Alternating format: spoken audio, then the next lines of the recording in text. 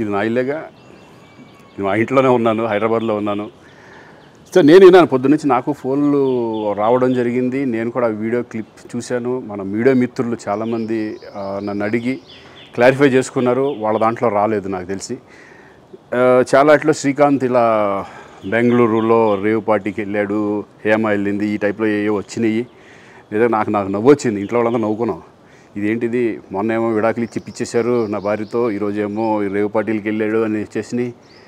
కానీ ఒకటి వాళ్ళు కొంచెం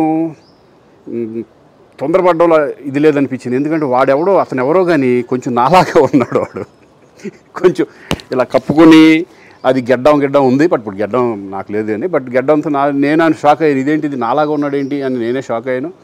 సో దయచేసి ఎవరు నమ్మొద్దు. ఎందుకంటే రేవ్ పార్టీలకి వెళ్ళే కల్చర్ నాది కాదు, పబ్ కల్చర్ మనిషిని కాదు నేను.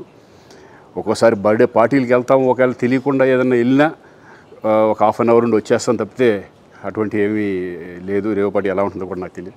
సో దయచేసి ఎవ్వరూ ఈ విషయాన్ని నమ్మొద్దు. హ్యాపీగా నేను హైదరాబాద్లో ఉన్నాను, మా ఇంట్లోనే. ఇప్పుడు మా ఇంట్లో నుంచే నేను ఇది చేస్తున్నాను. సో దయచేసి మీడియా మిత్రులందరికీ కూడా నేను చెప్పేది ఏంటంటే, ఏ విషయం కరెక్ట్గా తెలుసుకోకుండా మీరు కూడా థంబ్నైల్స్ పెట్టేసేసి నా బొమ్మ వేసేసి రేవ్ పార్టీలో పట్టుబడ్డ శ్రీకాంత్ ఈ టైప్లో వేస్తున్నారు. కాబట్టి దయచేసి ఎవరు నమ్మొద్దు. అది అతను అలాగా ఉన్నాడు అనే ఒక విషయంలో మీరు పొరపాటు పడి ఉంటారని నేను అనుకుంటున్నాను. దయచేసి అది నేను కాదు.